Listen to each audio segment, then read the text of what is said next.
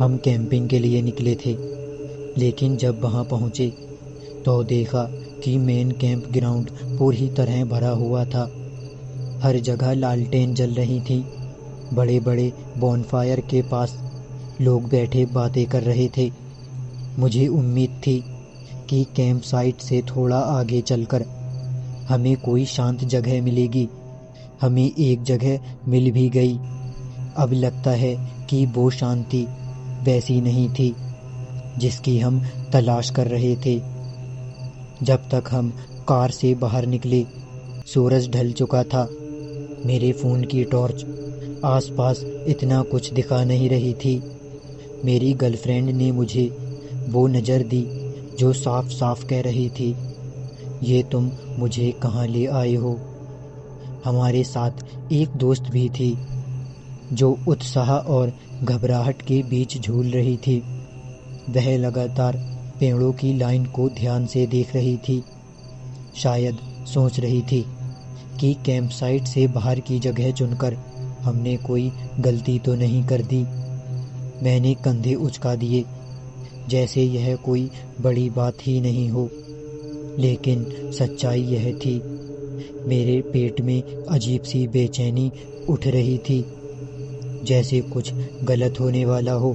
फिर भी हमने अपना काम शुरू कर दिया। हम तीनों टेंट लगाने लगे, लेकिन अंधेरे में हमारी टॉर्च की रोशनी इधर उधर भटक रही थी। एक बार तो मैंने गलती से टेंट की खूंटी अपने जूतों में भी चुभा ली। हर बार जब कोई टहनी टूटने की आवाज़ आती, हम रुक जाते और अंधेरे में घूमने लगते। वह जगह इतनी शांत थी कि घुटन सी महसूस हो रही थी, जैसे पूरे जंगल ने मिलकर हर आवाज़ को दबा दिया हो। जब भी हवा पत्तों को हिलाती, मेरी गर्दन के पीछे के बाल अपने आप खड़े हो जाते। दोनों टेंट ठीक ठाक लगने के बाद हमने एक छोटा सा आग का चूल्हा जलाया। कुछ खास नहीं, बस इतना कि थोड़ी बहुत गर्मी मिल जाए और हिम्मत बनी रहे।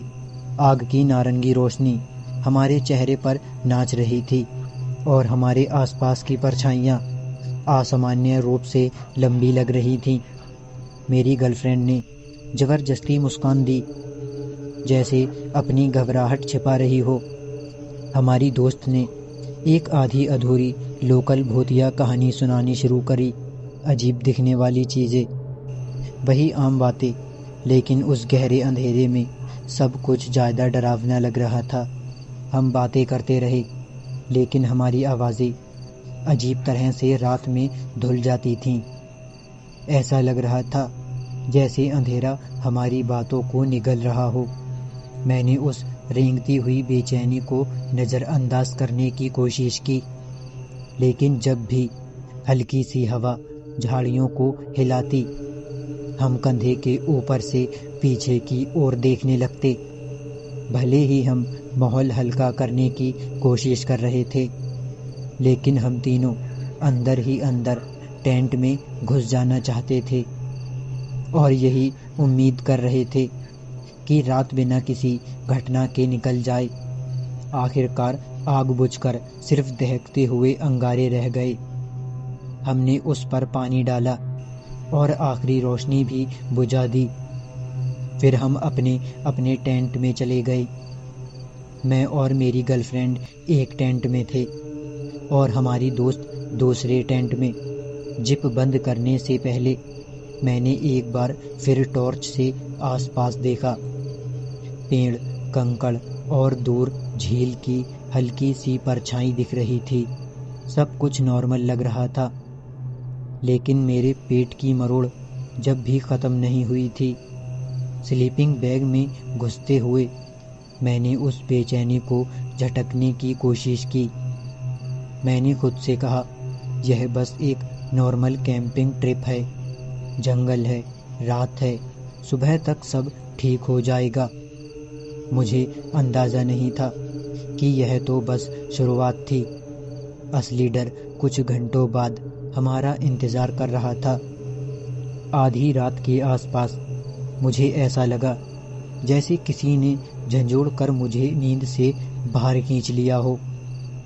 पहले लगा कि शायद मेरी ही सांसों की आवाज़ कानों में गूंज रही है, लेकिन फिर दूर से आती एक लंबी कांपती हुई चीख सुनाई दी। वह चीख सन्नाटे को चीरती हुई आई, ऐसी आवाज़ जो मैंने जंगल में पहले कभी नहीं सुनी थी। मेरी धड़कनें तेज हो गईं। मेरी गर्लफ्रेंड हिलकर उठी और डर के मारे मेरा हाथ पकड़ लिया। वह ना किसी जंगली जानवर की आवाज़ थी, ना किसी उल्लू की। उस जंगल में कुछ अलग था, जैसे कोई बेचैनी हो या कोई बुलावा जो घने पेड़ों से टकराकर चारों तरफ गूंज रहा हो।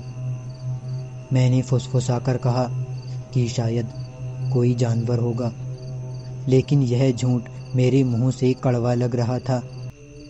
कुछ देर बाद जंगल फिर से खामोश हो गया, और वह खामोशी पहले से कहीं ज़्यादा डरावनी थी।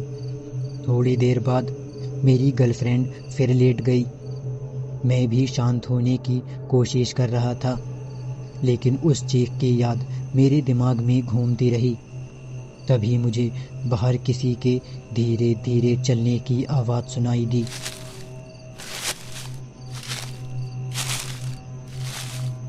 कंकड़ों पर कदमों की चरमराहट, कभी पास कभी दूर, जैसे कोई टेंट के चारों तरफ चक्कर लगा रहा हो।